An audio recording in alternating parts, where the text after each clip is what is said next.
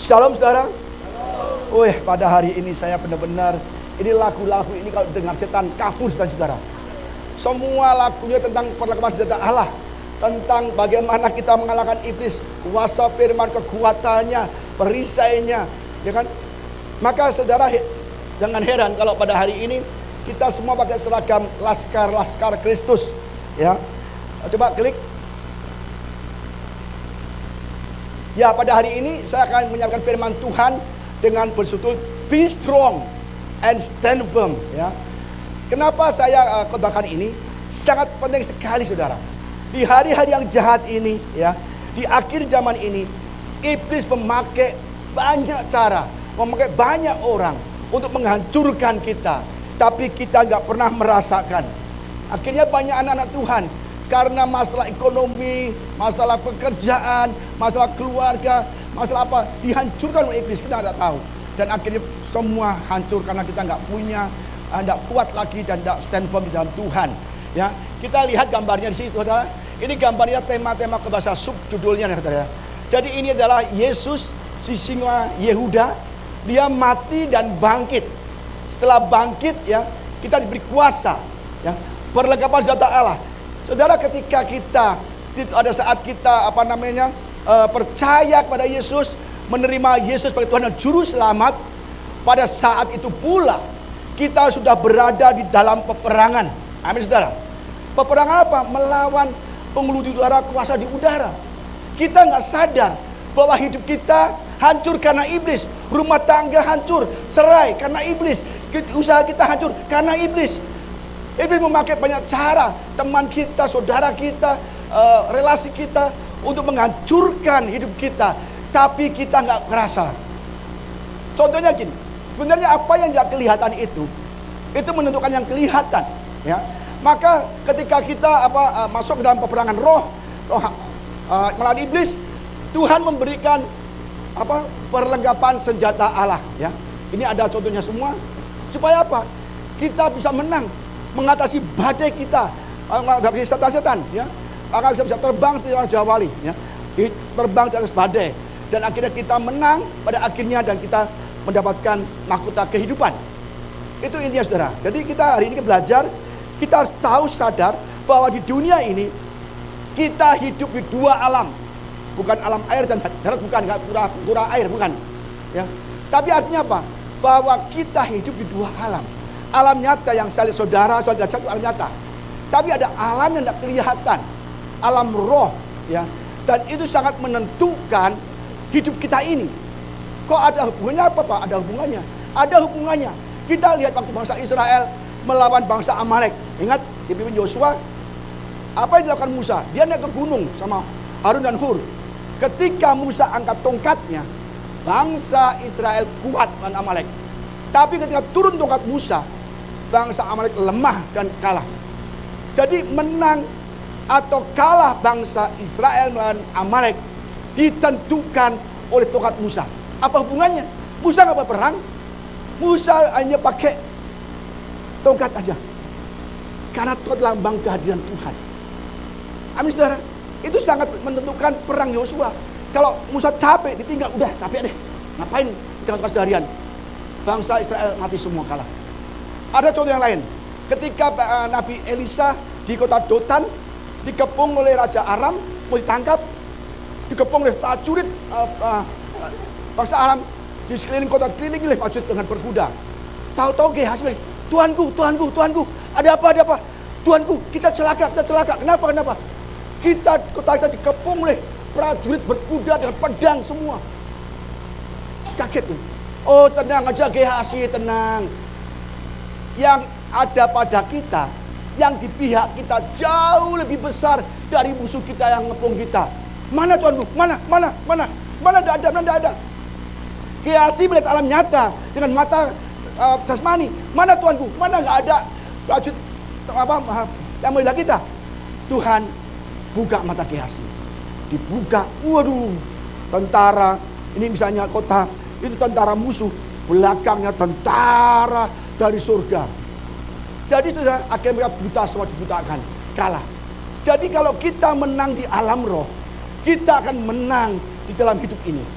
Maka dari Tuhan kasih perlengkapan senjata Allah yang hari kita pelajari. Jangan sampai kita kalah. Kalau sudah kalah maka kita tidak bisa terbang ke Raja Wali. Maka di sini banyak Raja Wali ya. Raja Wali itu Raja Wali semua ya. Itu kita belajar semangat ya. Mari kita belajar sudah. Supaya kita akhirnya mendapat mahkota kehidupan pada akhirnya. Efesus 6 ayat 18. Akhirnya hendaklah kamu kuat di dalam Tuhan. Be strong in the Lord. Di dalam kekuatan kuasanya. Kenakanlah seluruh perlengkapan senjata Allah supaya kamu dapat bertahan melawan tipu muslihat iblis. Hendaklah kamu kuat di dalam Tuhan dan di dalam kuasanya. Jadi kita nggak bisa ya mengandalkan uang kita. Uang kita nggak menolong kita, percuma. Kita tidak bisa, bukan kuat di dalam uang kamu, kuat dalam investasimu, kuat di dalam hartamu, kuat di dalam bisnismu. Kalau COVID hancur semua, kita miring semua jalannya saudara. Jadi maka kuat di dalam Tuhan atau kuat dalam relasi, nggak bisa juga. Adakan relasi, banyak relasi yang menipu kita, banyak relasi yang menusuk kita dari dalam, dari belakang. Jadi andalkanlah kekuatan Tuhan, andalkan Tuhan di dalam melawan peperangan roh, melawan iblis. Kita hanya bisa andalkan Tuhan, bisa memakai kuat kuasa Tuhan supaya kita bertahan melawan tipu muslihat iblis. Kenapa? Karena perjuangan kita bukanlah melawan darah dan daging, bukan apa yang kita lihat, tetapi melawan pemerintah-pemerintah, melawan penguasa-penguasa, melawan penghulu-penghulu di dunia yang gelap ini, melawan roh-roh jahat di udara. Coba bayangkan, musuh kita itu gak enteng. Kuasa kegelapan, iblis punya kerajaan, punya pemerintah-pemerintah, punya penguasa-penguasa, punya penghulu-penghulu, punya penghulu dunia, punya roh jahat di udara. Kita musuhnya berat. Maka tidak heran banyak anak Tuhan pada jatuh semua. Mentalnya jatuh, imannya gugur. Mereka lebih baik bercerai, lebih baik kita dia stres dan nggak banyak sekali yang dia begitu depresi. Karena apa? Musuhnya berat. Musuhnya berat. Ingat Ayub tuh. Siapa yang buat Ayub miskin? Iblis. Iblis. Siapa yang buat Ayub banyak mati? Iblis. Siapa yang buat Ayub sakit penyakit? Iblis. Iblis semua. Jadi kita harus hati-hati saudara. Bahwa musuh kita begitu hebat, punya struktur atau hierarki yang kuat. Tetapi Yesus berkata, Yesus memanggil 12 muridnya dan memberi kuasa kepada mereka untuk mengusir roh-roh jahat dan untuk menyebabkan segala penyakit dan segala kelemahan. Jadi kalau kita murid Yesus, kita pasti punya kuasa untuk mengalahkan musuh kita, iblis, si jahat. Tapi masalahnya apakah kita benar-benar murid Yesus? Itu. Pasal ke gereja, yes. Pasal baptis, yes. Tapi hidup kita bagaimana? Apakah kita sudah menggunakan seluruh perkataan Allah? Ini dari Tuhan itu menggunakan semua. Mari kita belajar. Ini ada parakan semua. Semua ini sudah saya khotbahkan. Maka saya akan khotbahkan secara lengkap dalam waktu 1 jam. Mestinya kurang, satu alat 1 jam, harusnya 6 alat 6 jam. Tapi saya bagaimana bikin supaya hari ini kita belajar 1 jam bisa semuanya, ya kan? Jemaat AOC udah tahu semua, ada apa dia, ya. Sebab itu ambillah seluruh, bukan sebagian, bukan 1 atau 2 potong, seluruh perlengkapan senjata Allah, supaya kamu dapat mengadakan perlawanan pada hari yang jahat itu dan tetap berdiri sudah kamu menyelesaikan segala sesuatunya. Ya, dalam bahasa Inggrisnya, so put on, pakai all the armor that God give. Jadi armor itu Tuhan memberikan. Jadi ambil nggak sama dengan bahasa Indonesianya. Ambillah seluruh perlengkapan senjata Allah. Tapi sih, so put on, ya, all the armor that God give. Ketika kita jadi murid Yesus, God give apa? The armor of God, ya kan? Then when that evil days come, ya, ketika hari-hari jahat datang, hari ini hari-hari jahat, you will be able to defend yourself. Kamu akan mampu bertahan untuk melawan iblis, ya. And when the battle is over, you will still be standing firm.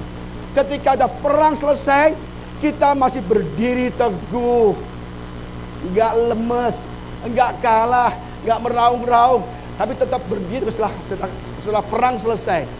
Ya, jadi kurang cocok ini terjemahannya. Maka saya kasih bahasa Inggrisnya, bukan supaya keren, enggak saudara, ya kan? Tapi saya tahu ada perbedaan ya. Jadi kita stand firm, jangan sampai kita digoyangkan, karena ini licik saudara, licik sekali.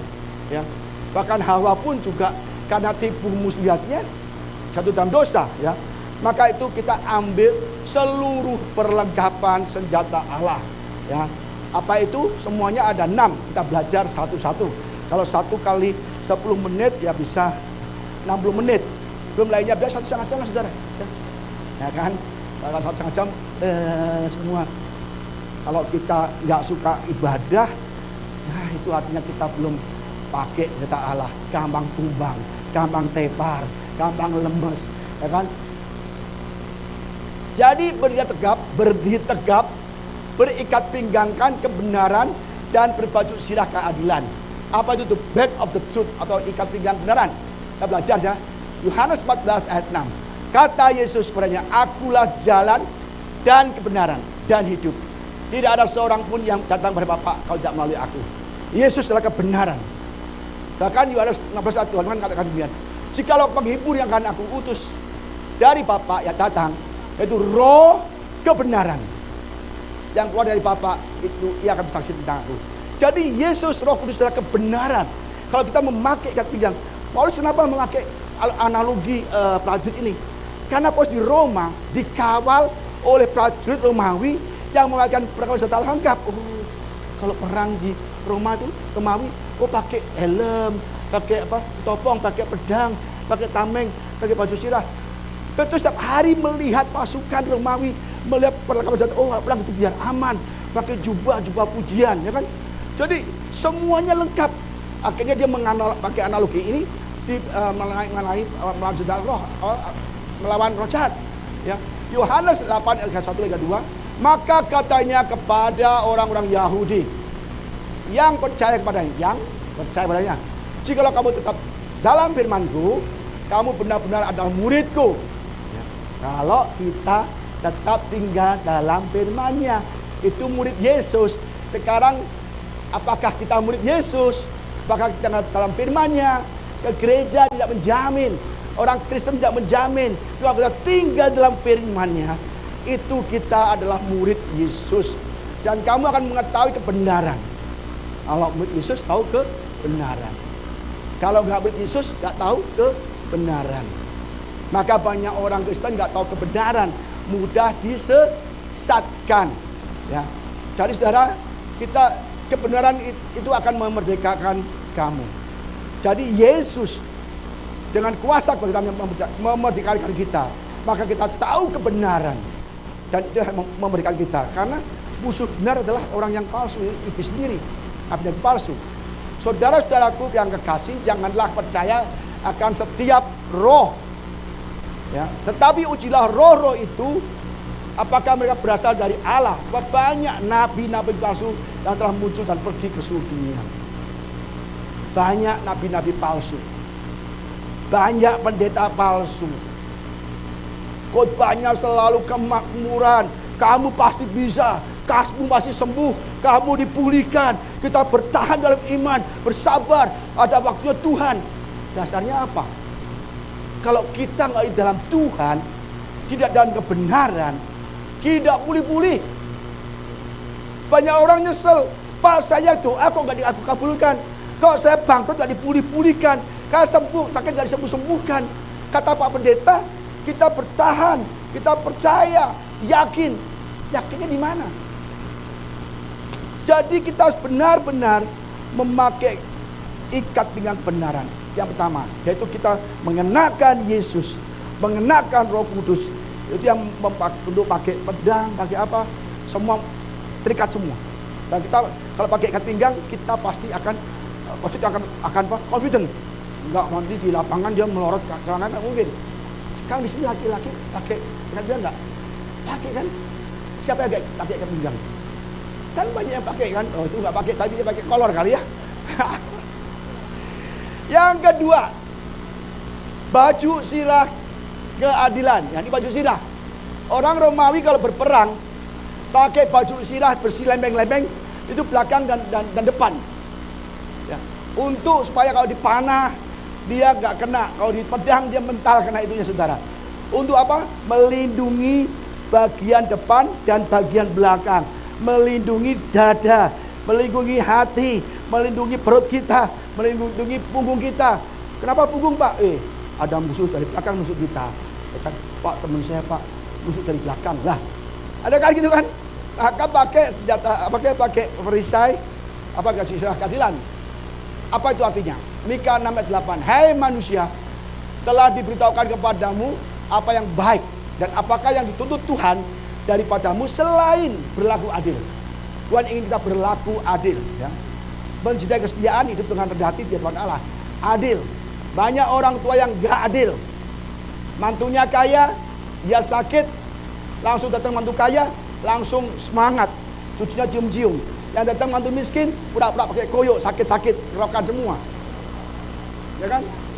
Karena apa? Memandang menantunya, ini bilangnya mercy, wah sakit pun dia lepas koyo. Ada anakku, mantuku, senang sekali. Tapi yang datang miskin, kunci pintu kita, rapat-rapat. Kenapa kok mama nggak keluar? Lagi berdoa. Nah, padahal nggak melihat mantunya. Jadi kita jangan nggak adil. Kalau Yesus itu adalah adil, kalau kita nggak adil, ya iblis mudah menggoyangkan kita. Ya, Amsal 21 ayat 15, melakukan keadilan adalah kesukaan bagi orang benar.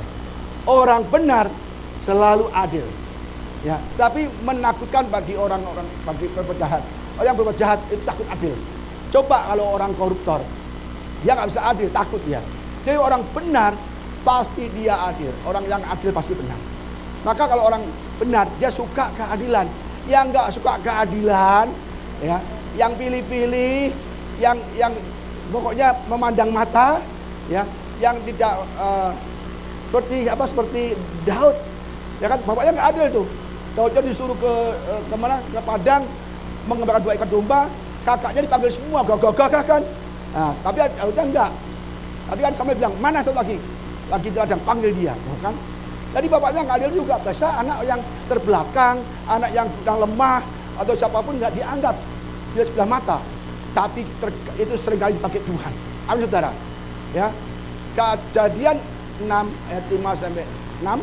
Ketika dilihat Tuhan bahwa kejahatan manusia besar di bumi dan bahwa kecenderungannya hatinya selalu membuahkan kejahatan semata-mata, maka menyesalah Tuhan bahwa itulah dia telah menjadikan manusia di bumi dan hal itu memilukan hatinya.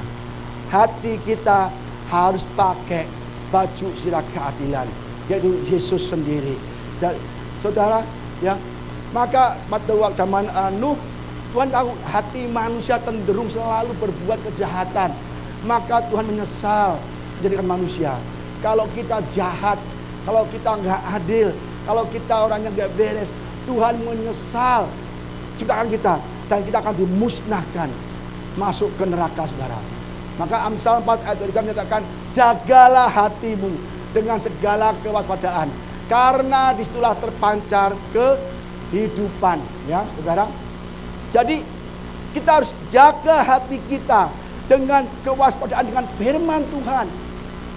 Sebab di dalam hati kita itu kalau dijaga, iblis gampang masuk ke dalam hati kita. Ya, iblis penjara hati kita. Yohanes 13 ayat 2. Saya cepat aja karena ini banyak sekali. Kalau saya bahas satu persatu bisa sampai jam 9 malam nggak, saudara, ya. Yohanes 13 ayat 2. Mereka sedang makan bersama, Yesus dan muridnya. Dan iblis telah membisikkan rencana dalam hati Yudas Iskariot, anak Simon, untuk mengkhianati Yesus. Jadi jelas, ya, iblis selalu ingin masuk ke hati kita. Maka hati kita perlu perlindungan, ya. Perut kita juga perlu perlindungan, ya kan. Kalau orang lapar, ya kan, selalu apa? Pengennya berbuat curang. Ingat Esau yang jual sate kambing sebelah itu? Bukan, itu berarti saya nggak ingat.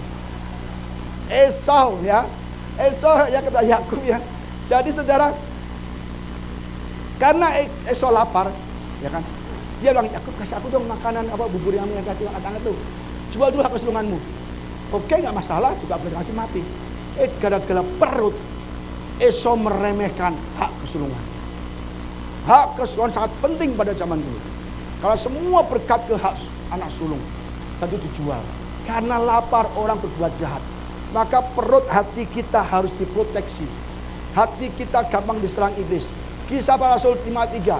Tetapi Petrus berkata, Ananias, mengapa hatimu dikuasai iblis sehingga engkau mendustai Roh Kudus dan menahan sebagian dari hasil tanah itu?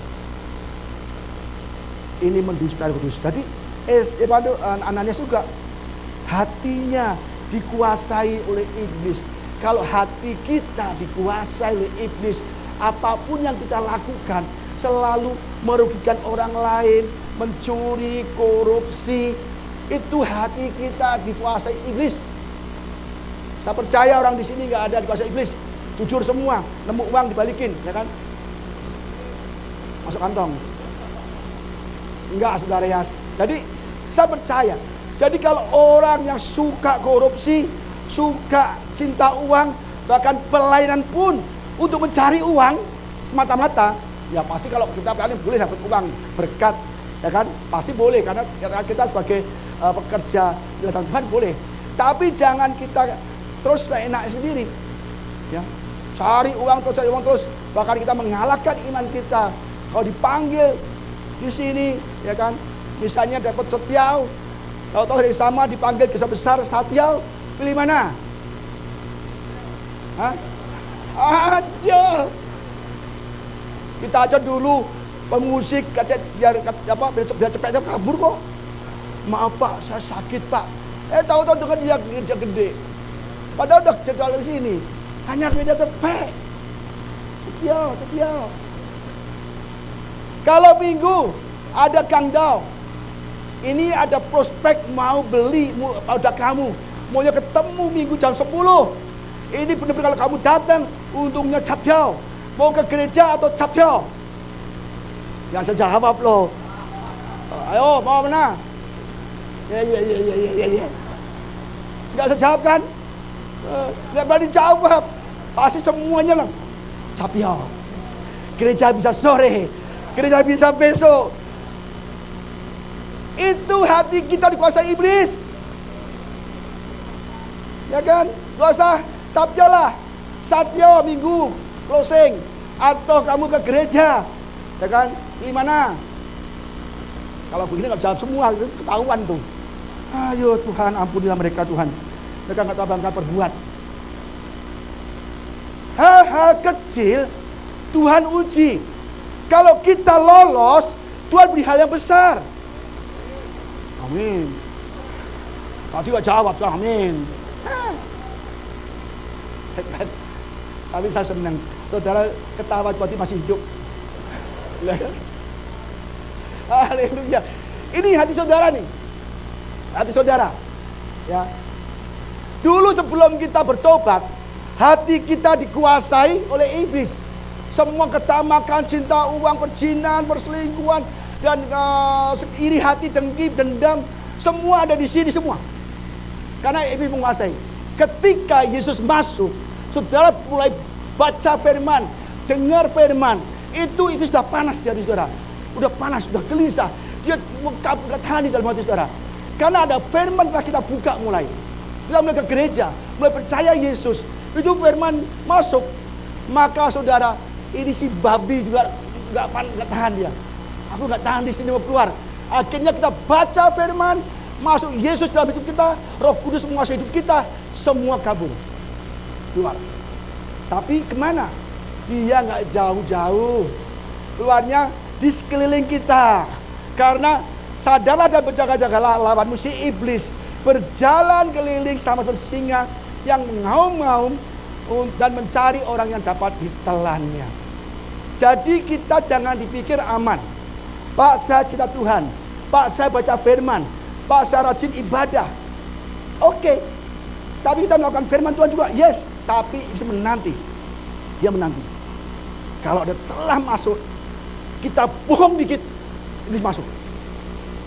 Jangan membuka celah pada iblis. Karena kita nggak sadar hidup kita di dunia ini iblis selalu mengelilingi kita. Makanya kan kata nanti ada kata ayat Tuhan bahwa dari mana kau iblis menjajah dunia, keliling ke dunia, ngapain? Cari orang yang menelannya, ya kan?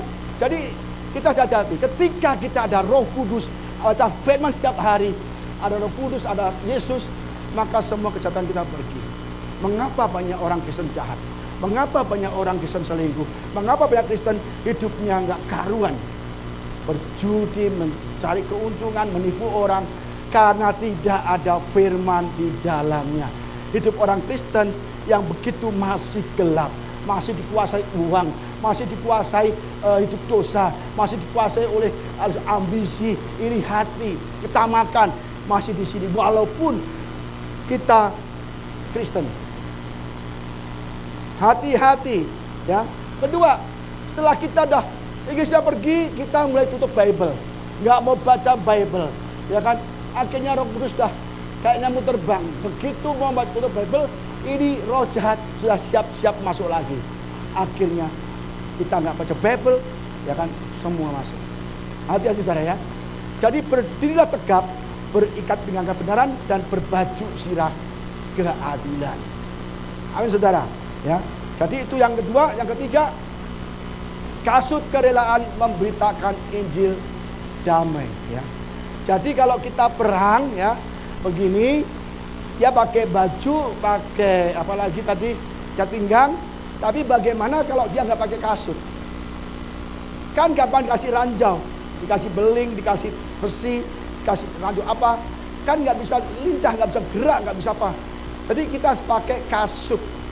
Kasut apa? Untuk kerjaan dengan Injil damai sejahtera. Apa itu Injil? Jadi kita harus menginjil.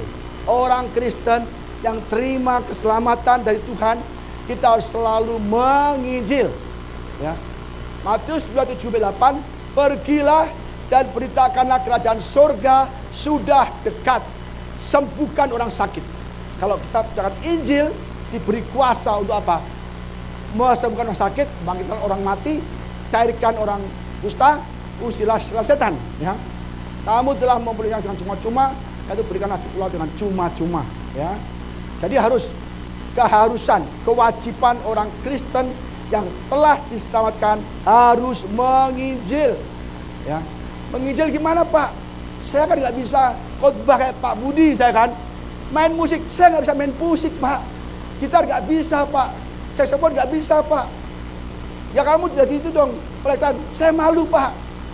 Aser, saya nggak bisa Pak. Ya kan? Ya udah, terserah kamu lah.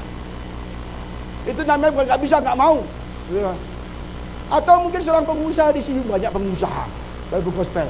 Pak, saya nggak bisa khotbah, nggak bisa musik apa-apa Pak. Kamu bisa menjadi saksi Yesus dengan apa? Hartamu. Maka kita kumpulkan semua nih Bible Gospel untuk bersama-sama baksos ke daerah A, daerah B, penjara A, penjara B. Kita ajak semua businessman untuk menginjil sesuai karunia-Nya masing-masing. Ya kan? Jadi nggak bisa kita samakan. Coba saya saxophone suruh main gitar, bukan bingung. Yang gitar pegang saxophone, nggak bisa bunyi. Jadi Tuhan kasih karunia yang berbeda. Intinya kita menginjil, beritakan dengan cara kita, dengan berbeda tapi satu, unity in diversity. Amin saudara ya. Kisah para Rasul 1:8. Tetapi kamu akan menerima kuasa. Ingat, kita percaya Yesus, kita menerima kuasa. Kalau Roh Kudus turun atas kamu, dan kamu akan menjadi saksiku di Yerusalem dan seluruh Yudea sampai dan ujung bumi. Ingat saudara. Jadi kita bersaksi, ya. Kalau kita bersaksi dan kita menginjil, iblis dikalahkan. Amin. Wahyu 12 ayat 11a. Dan mereka mengalahkan dia, iblis, oleh darah anak domba, oleh darah Yesus, dan oleh apa? Perkataan kesaksian mereka. Makanya kalau di Bible Gospel banyak bersaksi, ujung tombaknya bersaksi, itu iblis kabur semua, takut, ya. Jadi kalau kita nggak bersaksi, nggak bisa. Maka bersaksi supaya iblis dikalahkan, ya. Maka kita, gereja kita di sini adalah punya slogan go, ya.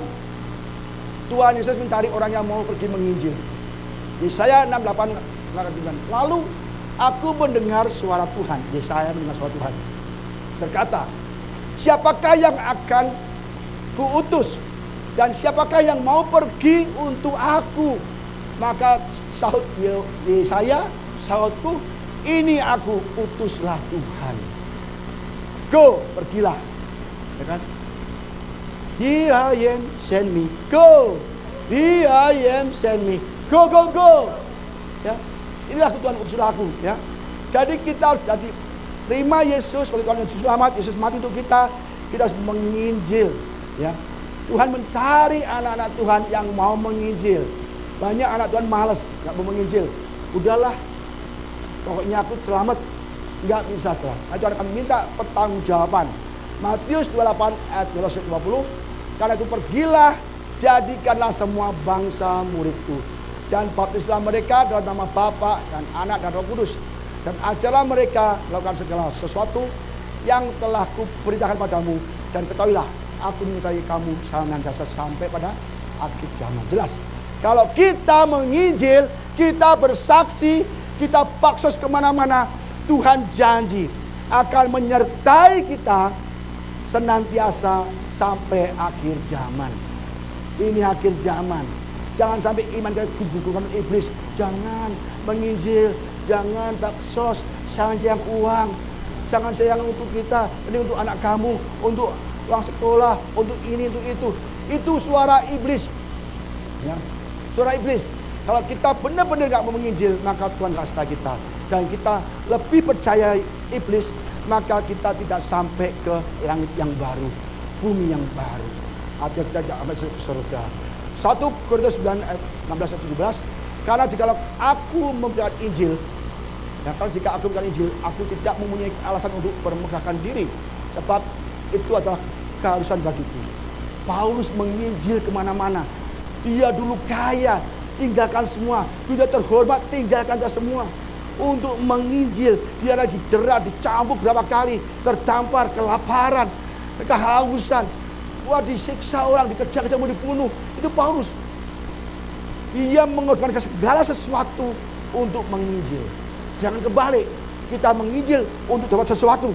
Nah, nggak boleh. Ya kan? Jangan sampai kita menginjil supaya kita dapat banyak uang. Kita mencari uang dan begitu nggak boleh. Tapi kita menginjil, ya, itu keharusan. Karena kita telah diselamatkan oleh Yesus. Celakalah aku jika aku tak berikan Injil. Jelas ya? Jadi kita semua harus menginjil, ya. Para anak muda, para businessman menginjil dengan cara kita sendiri, ya. Jangan pistol itu kan, ya. Jadi ya, karena itu pergilah, jadikan semua bangsa muridku, baptislah mereka dalam nama Bapa dan Anak dan Roh Kudus. Baptis mereka, ya. Jadi itu yang keempat, kelima. Seal of faith, perisai iman. Ini saya katakan di buku ya. Dalam segala keadaan pergunakanlah perisai iman. Sebab dengan perisai iman kamu dapat memadamkan semua panah, ya, api dari si jahat. Ya, prajurit dia kalau nggak punya perisai, ini perisai, ya, dia bisa kena serangan-serangan terus, bisa tembus ke sela-sela baju sirahnya. Maka diperlukan perisai, pelindung. Kalau Romawi besar sekali pelindungnya, gede, dia bisa sembunyi gitu. Di panah dia begini diam. Ya. Jadi itu perisai untuk melindungi dari panah, dari lemparan batu, dari apapun. Sampai sekarang polisi huru hara pakai perisai kan, begini semua. Jadi apa? Mencegah sekali kena batu, ya, lemparan batu atau apapun. Perisai sangat baik sekali untuk melindungi. Apa arti perisai iman di sini katakan? Kejadian 15 ayat 1. Kemudian datanglah firman Tuhan pada Abram dalam suatu penglihatan. Janganlah takut Abram, akulah perisaimu, upamu akan sangat besar. Ya, jadi perisai itu adalah Tuhan sendiri. Ya, kalau kita cinta Tuhan, sungguh Tuhan, firman Tuhan, itu sudah punya perisai. Maka tidak apa-apa sekali anak-anak Tuhan yang mudah panah-panah api, keraguan, ya, kecewaan. Ini bahasa bisa lebih bagus lagi. 1 Petrus 1 ayat 5. You have faith in God. Kamu punya iman di dalam Tuhan. Whose power will protect you until the last day.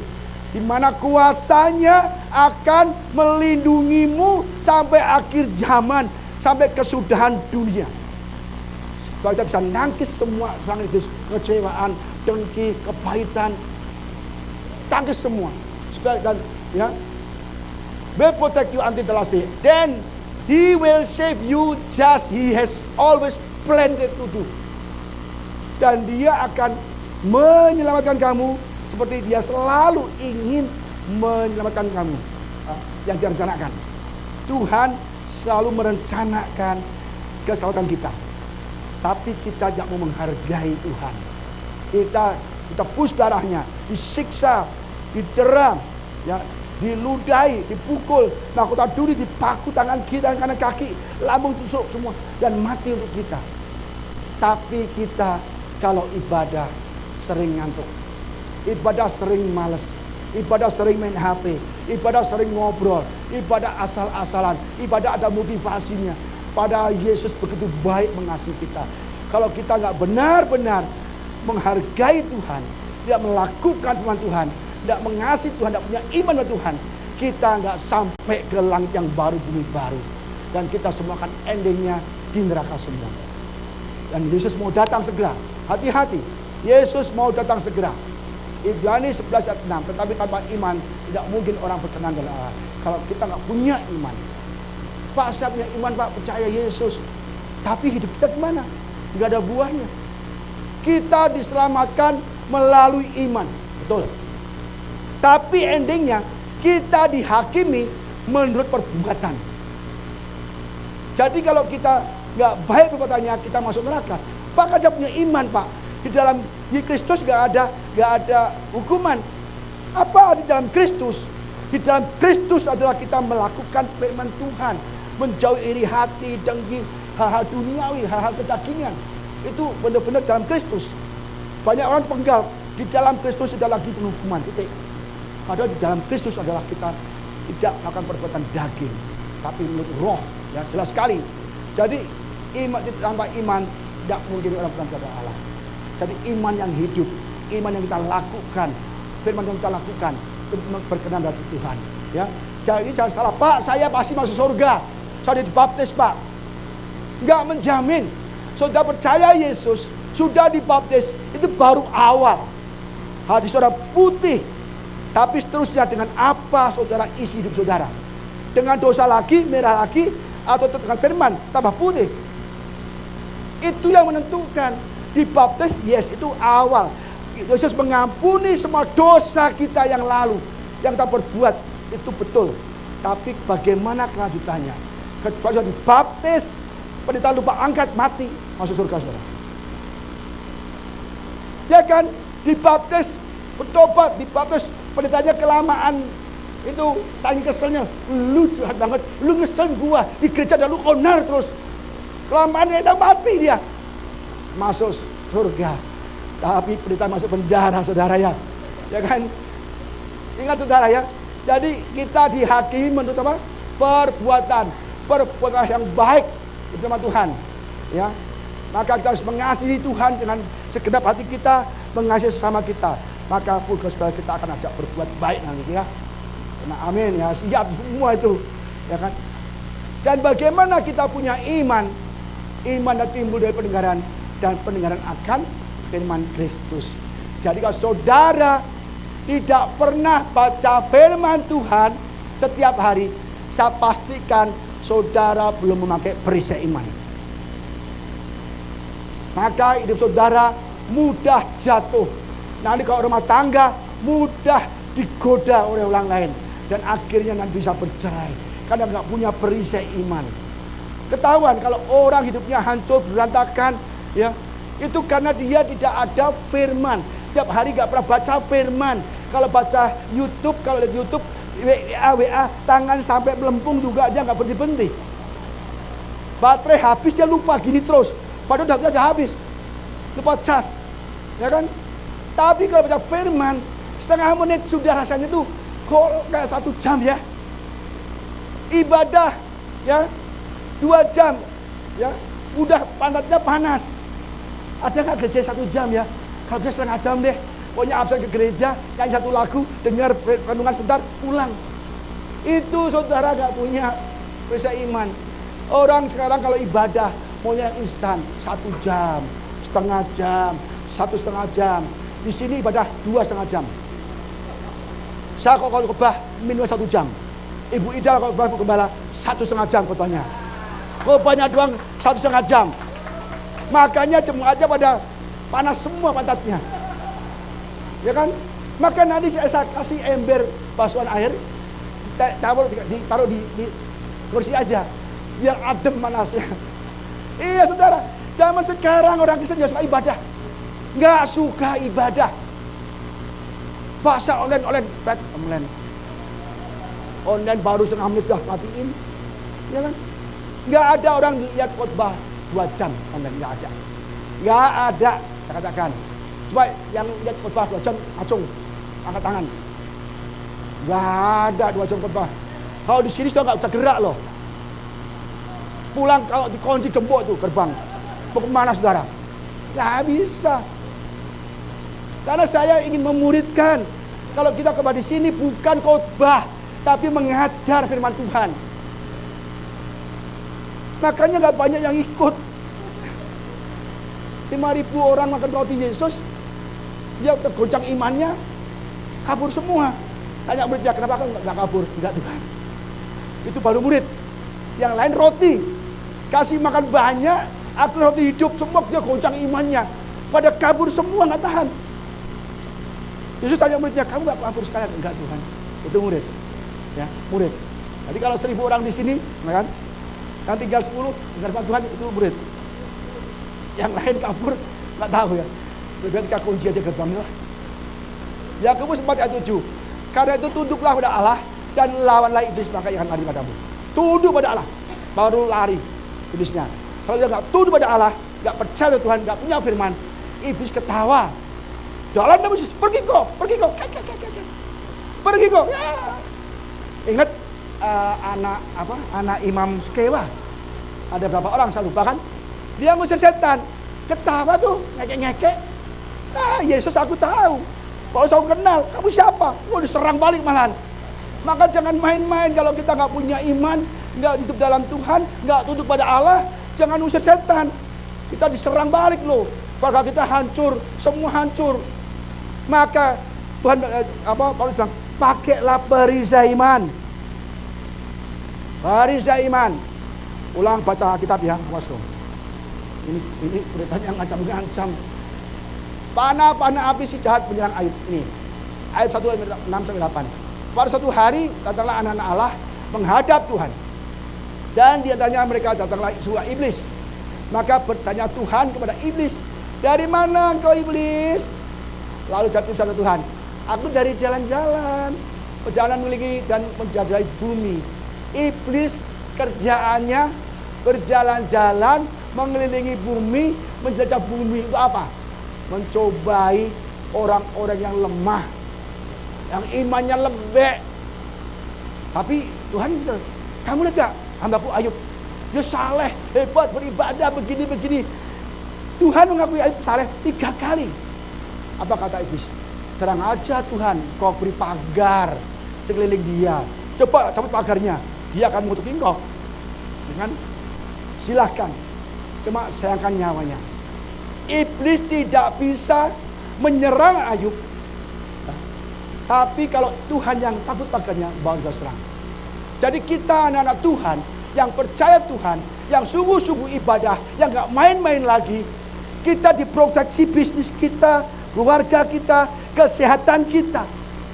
Pak, tapi saya sungguh sama Tuhan, Pak. Saya yakin saya akan firman Tuhan. Kok masih ada masalah? Itu artinya Tuhan mengizinkan iblis untuk menguji dia. Kalau Tuhan gak izinkan, iblis tidak bisa serang Ayub. Terang aja Tuhan, engkau pagari sekeliling dia. Coba cabut pagarnya, dia pasti mengutuk engkau. Supaya silakan. Jadi kalau kita bilang, Pak, kenapa ya? Saya sungguh Tuhan, doa pagi Pak, tiap hari pagi doa. Saya ibadah sungguh-sungguh, kok misalnya ada firman Pak, kok ada masalah terus. Itu artinya Tuhan lagi mencabut pagar kita untuk menguji iman kita. Begitu kita lolos, kita akan dinaikkan level iman kita. Iman kita diketahui Tuhan dengan cara ujian. Kalau kita mau masuk SMP, kelas 6 SD, ujian dulu. Mau SMA, ujian dulu. Mau kuliah, ujian dulu. Baru lolos. Tapi kalau nggak ada ujian, nggak bisa. Maka begitu Ayub, hartanya habis sekejap. Ya, siapa yang habisin? Iblis. Jelas, iblis yang menghabisi harta Ayub. Anaknya mati siapa? Iblis kasih angin puyuh, karena apa? Tuping beliung mati semua. Sakit penyakit, iblis. Tapi Ayub hebat sekali. Tuhan yang memberi, Tuhan yang mengambil. Terpujilah Tuhan. Hebat. Ini benar-benar berjubah ujian. Ya kan? Dia memuji Tuhan. Banyak anak puji gospel, anak businessman begitu lembek. Pak, tolong Pak, saya lemas Pak. Tolong doakan saya Pak. Dan bagaimana dulu kamu sukses?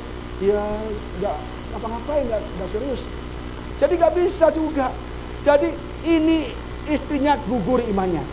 Maka berkatalah istrinya padanya, masih bertekunkah engkau dalam kesalahanmu? Kutukilah Allahmu dan matilah. Ini kurang ajar. Ini istri kurang ajar. Kita mudah-mudahan nggak di sini nggak ada ya. Suaminya kaya, hebat, sayang. Abang kaya dia sayang. Begitu abangnya miskin ditendang, matilah kamu. Kurang ajar gitu. Maka Ayub marah. Kamu semuanya yang baik-baik dari Tuhan. Yang nggak baik kamu nggak mau. Ayub hebat sekali. Jadi kalau kita para businessman, para keluarga di sini, kalau kita mengalami rumah tangga, masalah rumah tangga, pekerjaan, keuangan, kita sedang diuji Tuhan. Dan sebentar lagi Tuhan akan pulihkan jika kita lolos. Amin saudara. Maka satu Ayub dipulihkan 2 kali lipat. Punya iman. If you do not stand firm in your faith, you will not stand at all. Kalau kamu nggak berdiri teguh di dalam iman pada Tuhan, kita nggak bisa berdiri selamanya mengalami apapun. Iman sangat diperlukan. Iman timbul dari firman Tuhan. Baca firman Tuhan setiap hari, baca. Ini segala semuanya ada jawabanmu di sini. Masalah saudara ada di sini, jawaban saudara ada di sini. Pemulihan ada di sini, kesembuhan ada di sini, berkat ada di sini, surga ada di sini semua. Mengapa kita nggak baca? Rugi saudara, rugi. Cuma nopek jeng bisa bawa kita ke surga. Ya kan? Iya dong. Kita kalau beli apapun barang-barang mahal-mahal bisa. Itu ke neraka loh. Beli Mercy, sombong keren Pak, beli Mercy Pak. Oh kalau nggak Mercy kan, ya kan? Beli BMW, wah keren Pak. Bisa mbak, BMW sudah mbak neraka loh. Mercy sudah bisa mbak ke neraka loh. Tapi ini Bible cuma packaging, bawa ke surga. Amin, tadi baca. Amin aja. Nah, kalau beli atau buku banyak, itu juga belum masuk surga kalau baca. Iman itu menahan keputusasaan, keraguan, kebohongan. Kita banyak digoda oleh iblis karena kita nggak punya iman. Pak, saya nggak kuat Pak. Percaya Tuhan punya iman. Kita bisa mengalahkan segala musuh-musuh kita. Kita lihat nih, oh Daud pakai bisa iman untuk makan Goliat, ya kan? Tetapi Daud berkata kepada orang Filistin itu, engkau mendatangi aku dengan pedang dan tombak dan lembing, tapi aku mendatangi engkau dengan nama Tuhan semesta alam, Allah segala barisan Israel yang kau tantang itu. Goliat gede banget, punya perisai, punya baju sirah, punya tombak, punya pedang yang gede. Daud angkat pun juga nggak kuat kali. Daud lempar angkat gitu kan, angkatnya. Tapi lihat nih, Daud yang kecil, tapi di dalam alam roh tentara pasukan yang gede.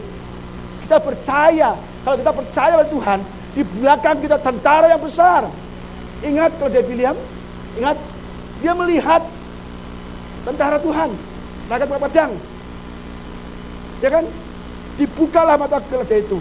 Lihat mereka pakai pedang. Kita kalau percaya Yesus, di belakang kita, di samping kita, di depan kita ada kota besar.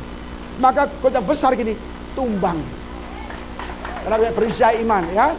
Hari ini juga ini iman, ya kan? Tuhan akan menyerahkan engkau dalam tanganku. Lu mana bisa? Dokter, lu pakai ketapel, pakai seling, pakai itu batu, ketawa dong. Tapi dia bilang, wah pede banget nih. Hari juga Tuhan akan menyerahkan engkau dalam tanganku, dan aku akan mengalahkan engkau dan memenggal kepalamu. Dari mana menggalnya? Gak pakai pedang kok. Kan ketawa, pedangnya tanganku. Kok kamu menggal pakai apa? Pakai batu. Nggak bisa. Tapi dia percaya. Ya. Hari juga aku akan memberikan mayatmu dan mayat tentara Freedom System kepada burung-burung di udara dan pada binatang-binatang liar supaya seluruh bumi tahu bahwa Israel punya Allah. Hebat sekali. Dan supaya segenap jemaah ini tahu bahwa Tuhan menyelamatkan bukan dengan pedang, bukan dengan lembing, di tangan Tuhanlah pertempuran. Dan ia pun menyerahkan kamu ke dalam tangan kamu. Langsung dilawan, pakai ketapel langsung lari, nyamperin Saul, pakai pedang, lari kalah. Ya kan? Ingat saudara ya. Jadi kita perlu punya iman. Ini perisai Daud. Jangan Goliat, singa, beruang, semua dihajar oleh Daud. Karena Daud backingnya Tuhan. Kalau kita backing Tuhan, orang musuh kita, orang menyerang kita, orang menipu kita, tenang saja. Tuhan pulihkan jauh lebih besar, lebih banyak. Jadi orang itu akan dibunuh Tuhan secara ekonomi, secara apapun, kita tahu. Ya, jadi pakai perisai iman. Ya. Yang kelima ya, helmet of salvation. Apa dia? Ketopong keselamatan. Ya, ini ketopong keselamatan, ketopong keselamatan. Ya, bagaimana kalau kita sudah pakai kasut untuk berperang di medan perang, pakai perisai, pakai baju sirah, ya, pakai apa lagi tadi? Perisai iman, ya kan? Terus kalau kita nggak pakai helmet, nggak pakai helm, kita gimana? Kan kepala kita terbuka, untuk diserang, dilempar batu, dilempar tanah, ya kan? Helm ini perlu sekali. Makanya kalau kita naik motor harus pakai helm. Kenapa helm penting? Karena kalau kena batu itu bisa miring itu, geger otak itu, ya kan? Mungkin prajuritnya mau musuh di depan, dia jalannya ke kiri, karena geger otak. Ini kepala ini sangat penting, pikiran kita sangat penting. Maka Paulus bilang, pakailah helmet salvation, pakailah benar-benar dengan firman Tuhan, ya. Sebab kalau kepala kita tidak dilindungi oleh firman Tuhan, mudah diserang iblis. Apa itu ketopong keselamatan? 1 Tesalonika 5 pasal 5 ayat 8, pasal 5 ayat 8 ke 9. Tetapi kita yang adalah orang-orang siang, baiklah kita sadar, berbaju sirah iman dan kasih dan ketopong pengharapan pada keselamatan. Karena Allah tidak menetapkan kita untuk ditimpa murka, tapi untuk beroleh keselamatan oleh Kristus Yesus Tuhan kita. Jadi kita harus punya ketopong keselamatan, perlindungan kepala kita dengan firman Tuhan, dengan keselamatan, bahwa kita sudah selamat. Banyak iblis mengganggu kita, Allah kamu belum selamat, Tuhan gak cinta kamu, Tuhan begini. Akhirnya kita ragu-ragu. Iblis selalu menyerang pikiran kita, maka perlu dilindungi. Kalau kita jatuh, kena sasaran, semuanya akan rontok. Satu saraf di otak pecah, rusak, orang lumpuh. Sudah? Maka perlu dilindungi juga pikiran kita. Ayatnya, ketopong keselamatan melindungi pikiran kita dan tipu musat iblis. 2 Korintus 11 ayat 3. Tetapi aku takut kalau pikiran kamu disesatkan dari kesetiaan kamu yang sejati pada Kristus, sama seperti Hawa diperdaya oleh ular itu dengan kelicikannya. Hawa itu sudah diselamatkan. Hawa sudah di Taman Eden, hidup dalam anugerah Tuhan, dalam kemuliaan Tuhan. Apapun ada, tidak ada sakit penyakit, seumur hidup lama-lamanya. Tapi dia percaya, tetapi iblis menyerang pikirannya, diperdaya. Ya kan? Hawa, makanlah buah itu, jangan nyuruh makan. Buah itu bukan yang tidak boleh makan, boleh semua, boleh ini nggak boleh. Oh, tidak apa-apa kalau kamu makan nggak mati, ya kan? Tapi sama seperti Allah, kau yang baik dan yang jahat. Iblis tidak menyuruh Hawa makan buah. Dia hanya ngomong, kalau kamu makan nggak mati. Kalau, jadi putusan di mana? Tangan Hawa. Iblis tidak pernah menyuruh kita berbuat jahat, tapi dia mengiming-imingi, menghasut kita. Tetap keputusan di tangan kita. Kalau udah jahat dosa, akhirnya dosa lagi masuk. Ya kan? Adam, di mana kau? Tanya di mana kau aja, jawabannya apa? Ini perempuan yang kamu kasih, yang membuat aku makan buah. Perempuan, kenapa kamu makan buah? Itu ular yang kasih. Ular bingung dong. Ular, kenapa kamu setuju? Aku ular langsung makan kok. Aku hanya ngomong, kalau dimakan nggak mati. Ini baik. Aku langsung makan Tuhan. Tapi hebatnya ular itu gentleman. Tidak menyalahkan orang lain. Adam ini Hawa ini ular. Ular bilang, nggak ada orang lain. Nggak ngomong. Ular itu nggak bantah loh. Tuhan, aku nggak dia nggak bantah. Itu kan Hawa sendiri yang bantah. Dia tahu dia salah nggak bantah. Justru manusia yang jahat. Udah dosa, akhirnya timbul dosa-dosa lain. Akhirnya Kain pun membunuh. Jangan sampai kita diperdaya oleh iblis. Pikiran kita harus, aku udah selamat, aku ciptaan baru. Yang lama sudah berlalu, yang baru sudah datang. Roma 12 ayat 2. Janganlah kamu menjadi serupa dengan dunia, tapi berubahlah oleh pembaruan budimu, ya, sehingga kamu dapat membedakan manakah kehendak Allah, apa yang baik dan yang berkenan pada Allah dan yang sempurna. Bahasa Inggrisnya, ya kan? Don't be like the people of this world, but let God change the way you think. Beda kan? Biarkanlah Tuhan mengubah pikiran kita. Then you will know how to do everything. Dan kamu akan tahu bagaimana melakukan segala sesuatu yang baik, yang menyenangkan hati Tuhan. Let God change the way you think. Kita ciptaan baru. Makanya di sini ada Adam dan Hawa diusir. Dan ini ada good and bad thinking. Ini pikiran dari setan, ini pikiran dari Tuhan. Itu pikiran kita jadi medan pertemuan iblis dan Tuhan. Maka pakailah helmet salvation. Dengan cara gimana? Isi otak kita dengan firman. Fill your mind with the word of God. Kalau kita baca firman Tuhan, kita mengisi otak kita dengan firman Tuhan, maka kita bisa menangkis semua serangan iblis. Maka banyak orang Kristen hancur hidupnya karena tidak pernah mengisi otaknya dengan firman Tuhan. Ini akhir zaman. Tuhan mau datang. Jangan sampai di akhir hidup kita kalah, rugi kita. Maka hari ini kita belajar bagaimana kita hidup di hari yang jahat ini. Dengan apa kita harus bertemu dengan iblis, supaya kita tetap selamat dan sampai ke surga nanti, dapat mahkota kehidupan. Ya. Kekhawatiran tanda pikiran kita tidak kekhawatiran tanda pikiran kita meragukan Tuhan.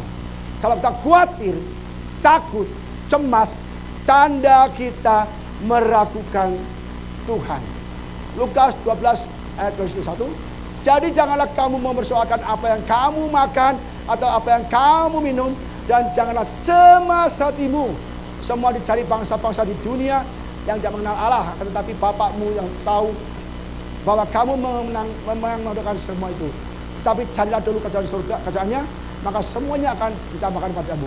Jadi jangan khawatir apa yang kita makan. Ini minum nggak ada airnya, makan bingung, stres dia. Stres. Makan apa nih? Di COVID nggak ada jualan, rugi, kita bangkrut. Jangan kita mencemaskan, khawatir dengan apa yang kita minum. Bahasa Inggrisnya lebih bagus lagi. Don't keep worrying. Jangan terus-menerus khawatir, ya, about having something to eat or drink. Jangan selalu khawatir dengan apa yang akan kita makan atau kita minum. Only people who don't know God are always worrying about such things. Orang yang khawatir artinya orang tidak kenal Yesus, tidak kenal Tuhan. Jangankan makan minum saudara, nyawanya pun diberikan. Apa yang kita perlukan pasti diberikan.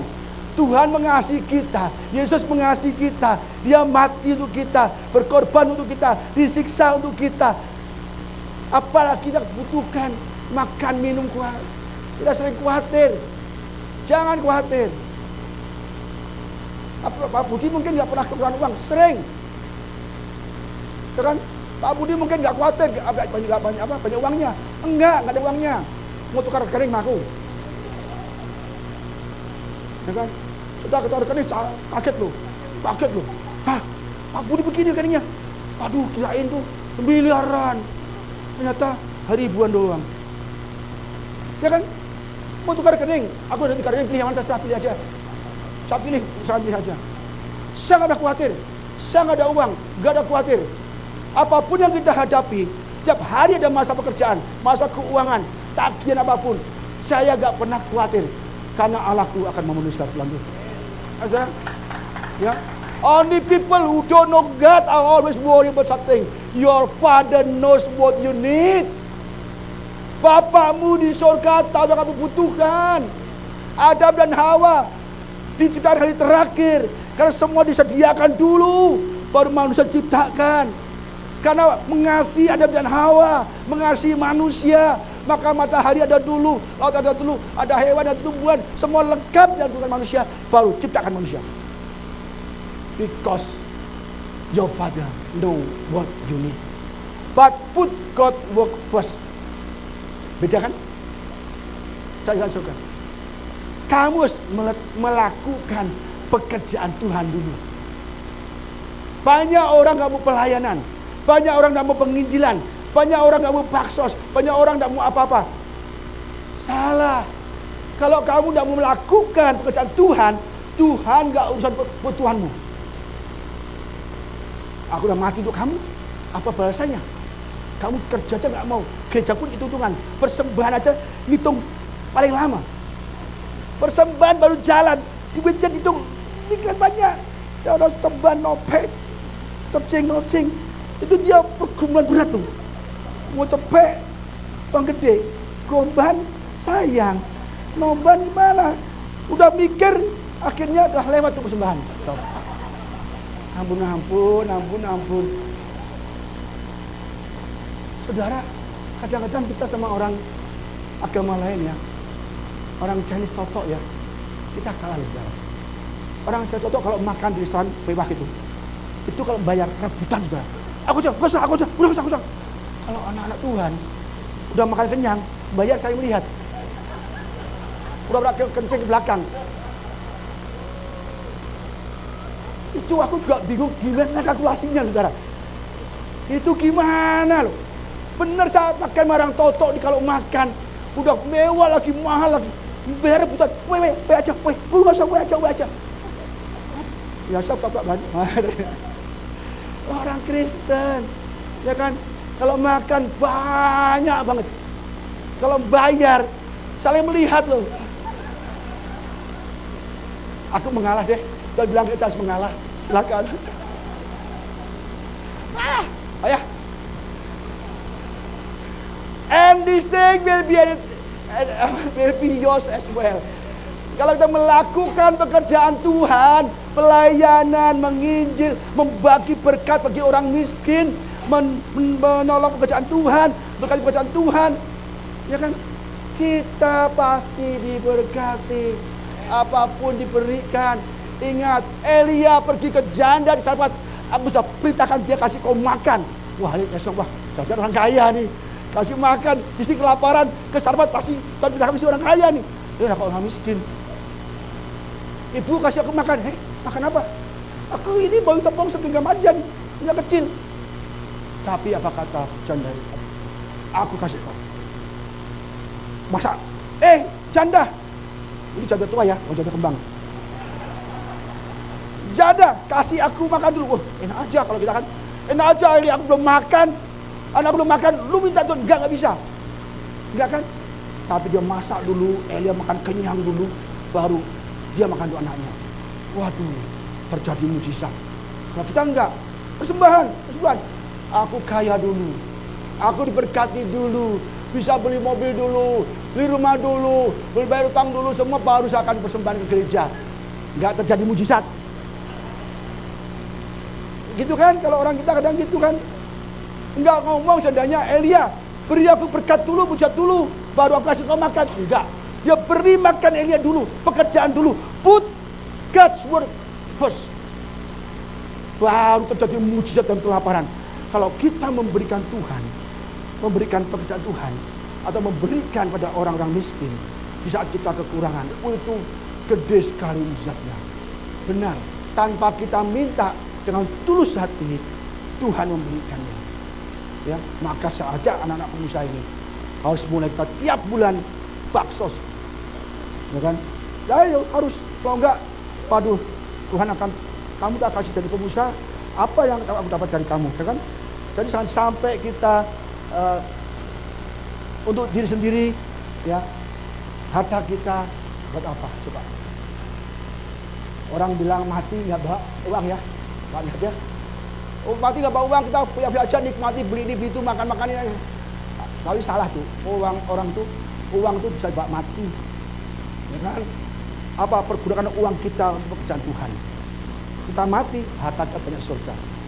Ingat, nggak bisa merusak, pencuri tidak ada mencurinya. Di dunia kita kumpulkan, kita makan sendiri, kita mati, kita miskin di surga. Ya kalau miskin, kalau mati, kita mati masuk surga. Orang kaya kalau menikmati kaya sendiri, matinya masuk surga. Pak Budi kok gitu? Ada ayatnya, Lazarus orang kaya, Lazarus miskin, ya kan? Dia makan mewah-mewah, dia kasih Lazarus. Ada telur yang gelundung baru dia makan. Ya kalau nggak gelundung, tahu nggak Lazarus doanya? Telur gelundung, ayo telur gelundung. Kalau yang gelundung nggak makan dia, apa jatuh tuannya dia makan.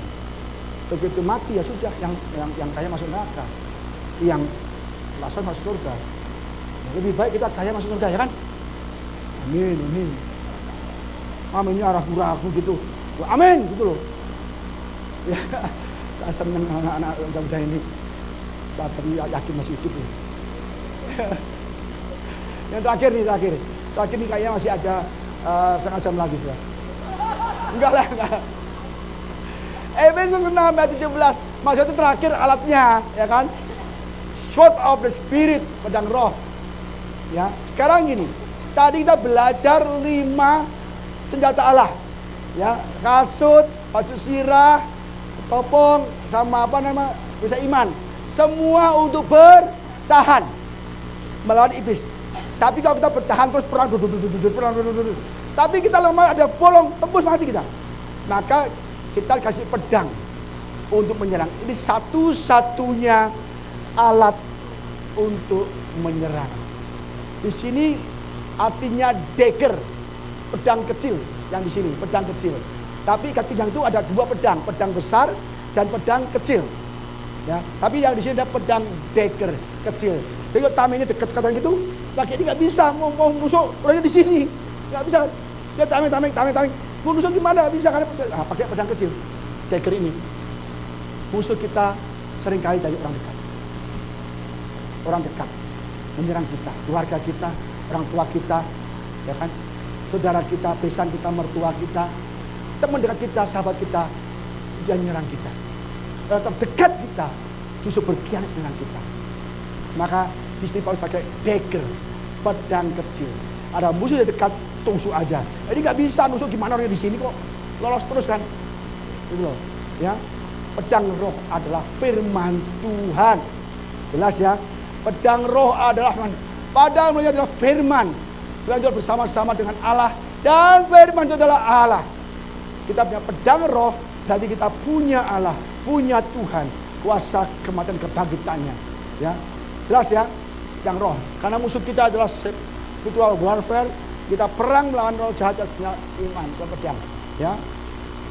Roma 1 ayat 16-17. Sebab aku mempunyai keyakinan yang kokoh dalam Injil, karena Injil adalah kekuatan Allah. Kalau kita nggak bawa Injil, nggak baca Injil, kita lemah, kita nggak kuat, kita nggak punya kekuatan Allah, rugi. Baca firman Tuhan, ya. Injil adalah kekuatan Allah yang menyelamatkan setiap orang yang percaya, pertama-tama orang Yahudi, tetapi juga orang Yunani. Sebab di dalamnya nyata kebenaran Allah yang bertolak dari iman dan memimpin kepada iman. Sebab tertulis, orang benar akan hidup oleh iman.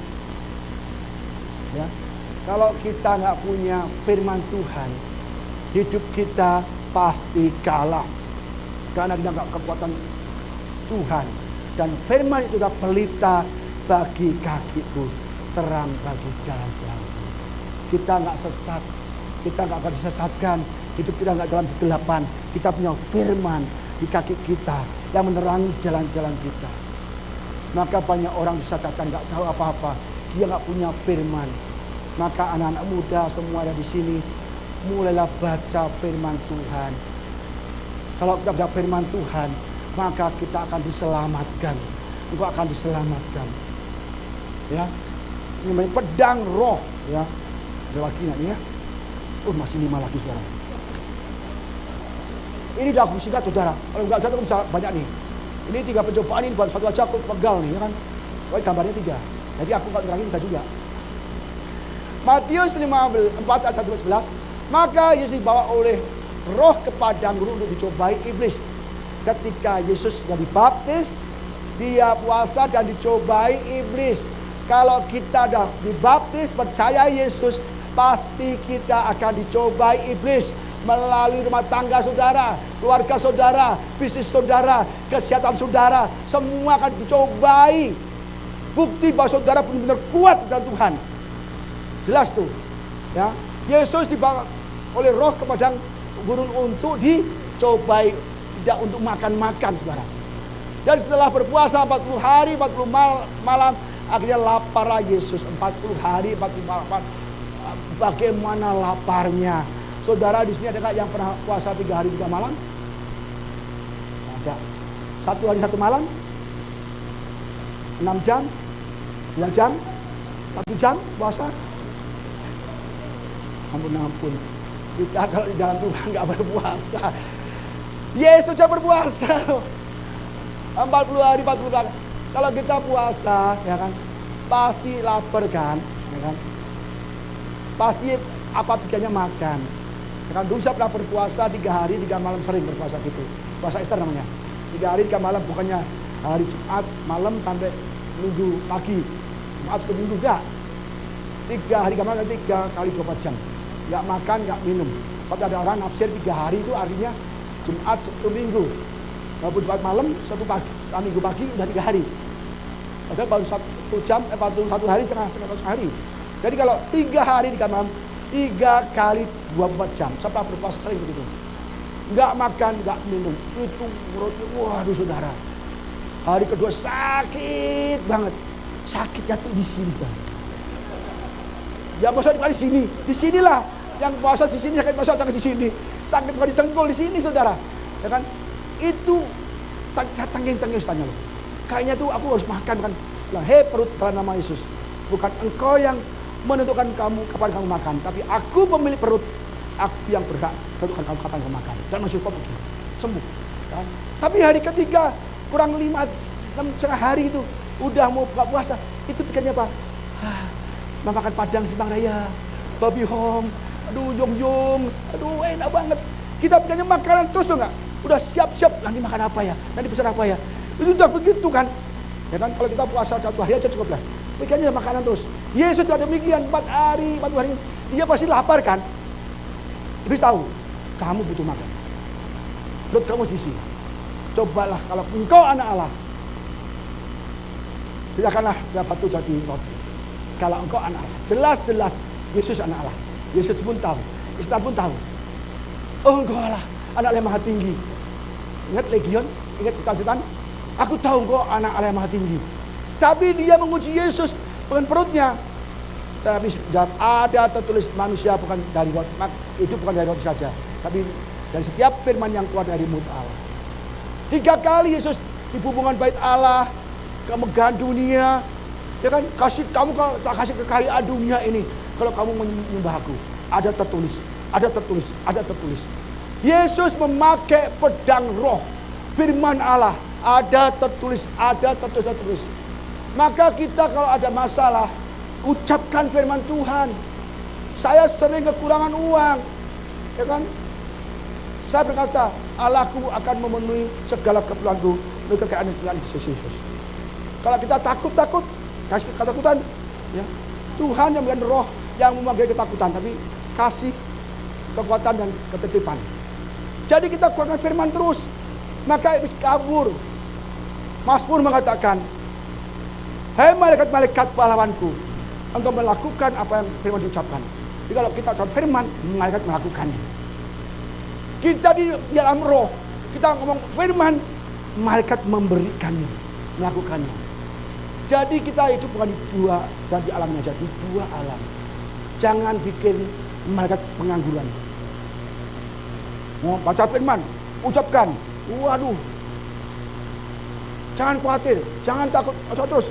Setan akan takut saudara, kabur ya. Ini sudah hampir terakhir saudara ya. Saya takut ada yang panas pantatnya, saya nggak enak nih. 1 Korintus 15 ayat 7-8. Tetapi syukurlah pada Allah yang telah memberikan kepada kita kemenangan oleh Yesus Kristus Tuhan kita. Kita percaya Yesus diberikan kemenangan ya. Karena saudara yang terkasih, berdirilah teguh, jangan goyah, dan kita selalu dalam pekerjaan Tuhan. Sebab kamu tahu bahwa dalam persekutuan dengan Tuhan, jerih payahmu tidak akan sia-sia. Ingat, apapun yang kita lakukan untuk Tuhan, untuk pekerjaan Tuhan, kita tetap berdiri teguh. Walaupun orang mencerca kita, kekurangan menyerang kita, apapun yang menyerang kita, keadaan menyerang kita, tetap berdiri teguh. Jangan goyah, lakukan pekerjaan Tuhan. Karena jerih payah kita tidak akan pernah sia-sia. Tuhan catat semua tuh. Akyong, oh ngasih si itu, kan? Alyong ngasih ini, kan? Semua dengan kasih, dengan tulus. Tuhan mencatat semua. Wahyu 2:10. Jangan takut terhadap apa yang harus engkau derita. Ya, ini Smyrna nih. Menderita karena Yesus, menderita pekerjaan Tuhan. Jangan takut apa yang harus engkau derita. Sesungguhnya iblis akan melemparkan beberapa orang dari antaramu ke dalam penjara supaya kamu dicobai. Kita kadang-kadang dicobai. Kita nggak sadar dicobai oleh iblis. Tapi jangan takut. Jangan takut kalau kita menderita karena pekerjaan Tuhan, karena kebenaran, karena keadilan. Ya. Dan kamu akan beroleh kesusahan selama 10 hari. Ya. Tidak lama. Hendaklah engkau setia sampai mati. Dan aku akan mengaruniakan kepada kamu mahkota kehidupan. Inilah akhir hidup kita. Kalau kita berdiri teguh, be strong in the Lord, stand firm in the Lord, dan memakai semua pergunakan kata Allah, dan kita menderita, tetapi akhirnya kita terima mahkota. Bukan hanya sebentar, untuk selama-lamanya. Saya dulu pernah juara taekwondo Indonesia, dapat medali emas. Itu aku tak tahu kemana aku buang, tak tahu, lupa nyimpan, hilang. Ya, itu nggak berguna. Itu hanya sekedar aja. Tapi kalau kita dapat medali mahkota kehidupan ini untuk selama-lamanya, maka kita berjerih lelah saat ini untuk Tuhan. Ya, jangan malas ke gereja, jangan malas ibadah, jangan pelit. Orang pelit gak masuk surga. Saya ngomong padanya, terang dong. Kamu semua pekerjaan Tuhan pelit, berarti kamu gak cinta Tuhan. Cinta Tuhan, cinta pekerjaannya. Ya kan? Kalau kamu bukti cinta Tuhan, cinta pekerjaannya, itu ketahuan buahnya kok. Ya kan? Pak Budi marah-marah ya? Enggak sih. Ini hari ini benar-benar untuk pegangan saudara. Sangat penting. Sebab Tuhan akan datang. Roma 8 ayat 18. Sebab aku yakin bahwa penderitaan zaman sekarang ini, penderitaan sekarang ini, zaman ini, tidak dapat dibandingkan dengan kemuliaan yang akan dinyatakan pada kita. Aduh saudara, kalau kita minta untuk Tuhan, berkorban untuk Tuhan, apapun untuk Tuhan, tidak sebanding. Ini kemuliaan kita selama-lamanya. Yakobus 1:15. Berbagailah orang yang bertahan dalam pencobaan. Ini berbagai artinya diberkatilah. Sebab apabila ia sudah tahan uji, dia akan menerima mahkota kehidupan yang dijanjikan Allah kepada barang siapa yang mengasihi Dia. Maka ini akhir zaman, akhir hidup kita. Jangan sampai kita putus terus jalan, gugur iman kita, rugi. Maka mulai tahun lalu saya sudah mati-matian. Pokoknya berkorban untuk Tuhan. Ini belum apa-apa. Alah, harta uang kamu segitu untuk pelayanan. Nyawaku untuk kamu. Kamu mau gak mati untuk aku? Nah, mau gak disembelih? Mau gak disiksa? Gak mau kan? Baru pelayanan kita bangga. Tidak boleh. Bukan untuk kebanggaan, tapi keharusan. Ya, kamu kalau nggak menginjil lagi repot. Ya kan? Ini kayaknya ada hampir terakhir. 2 lagi saudara. Sudah bertahan dalam percobaannya. 2 lagi, tahan ya. Tahan dalam pencobaan. Bukan pencobaan, ujian. Ya, kedatangan Yesus sudah sangat dekat. Ya, Matius 24 ayat 33. Demikian juga jika kamu melihat semua itu, ketahuilah bahwa waktunya sudah dekat, sudah di ambang pintu. Ini mengenai pohon ara. Tapi juga ada tanda-tanda kedatangan Yesus di Matius 24. Tandanya apa? Penyesatan udah banyak. Ya kan? Pendeta banyak ngaco-ngaco. Baca di YouTube tuh. Ya kan? Saya nggak mau ngomong. Ya kan? 2, peperangan. Bangsa melawan bangsa. Ya kan? Kerajaan-kerajaan sudah banyak. Rusia, Ukraina 33. Ditambah lagi 1 apa? Finlandia kalau saya. Masuk ke NATO juga. Perang. Pak Bimo tahu. Ya ini bahasa setiap hari mengikuti. Cina mau bertempur dengan Taiwan, Korea Utara sama Korea Selatan. Israel udah dikepung, Lebanon, Syria, ya kan? Iran semua udah ngepung semua. Saya sudah mempelajari peperangan sampai hari ini. Tiap pagi, siang, sore saya juga mengikuti peperangan itu. Karena ini tanda akhir zaman. Kelaparan, udah perang semua kelaparan. Kita akan dijarah, diburu, siksa. Gempa bumi, sakit penyakit. Tanda-tanda sudah terjadi semua saat ini. Gempa bumi sering sekali kan. Itu sudah tanda di ambang pintu. Sudah dekat. Matius 24 ayat 42. Kali berjaga-jagalah sebab kamu tidak tahu pada hari mana Tuhan datang. Banyak orang ini rapture. Yang kita dijemput Tuhan. Orang nggak percaya. Kalau saya ngomong rapture, pendeta pun mengejek saya. Pak Budi, jangan bilang rapture. Rapture itu masih ribuan tahun lagi. Belum zaman kakek-kakek saya, zaman nenek moyang saya semua bilang rapture. Mana rapture-nya? Yang ada adalah rapture pribadi. Rapture bukan pribadi. Rapture adalah Tuhan datang. Orang mati pribadi bukan rapture. Karena orang mati masih di kuburan. Orang mati bukan rapture pribadi. Orang mati dia masih tinggal di kuburan. Rapture kali Yesus datang. Begitu Yesus datang, itu yang mati dalam Kristus baru dibangkitkan. Bersama kita yang percaya dibangkitkan. Jadi gak ada rapture pribadi. Pak, bukan itu koit namanya. Mati. Pak, kalau kamu mati juga dibangkitkan, bukan rapture. Rapture ada pengangkatan. Orang yang mati dalam Kristus dan kita yang hidup dalam Kristus diangkat sama-sama. Jadi rapture ya, jangan disamakan dengan mati pribadi. Itu koit namanya. Ya. Wah, ini terakhir saudara. Udah terakhir saudara. Maka tim musik sudah siap nih. Tim musik siap dulu. Nantikan kedatangan Yesus yang kedua. Yesaya 40 ke 1. Tapi orang-orang yang menanti-nantikan Tuhan mendapatkan kekuatan yang baru. Mereka seumpama raja wali yang naik terbang dengan kuat kekuatan sayapnya. Mereka berlari dan tidak menjadi lesu. Mereka berjalan dan tidak menjadi lelah. Raja wali, ini raja wali, itu raja wali, raja wali. Kita seperti raja wali, terbang di atas awan, di atas badai. Ya, kita orang-orang Tuhan, anak Tuhan, supaya kita bisa terbang dan sebagainya. Kenapa? Bagaimana caranya?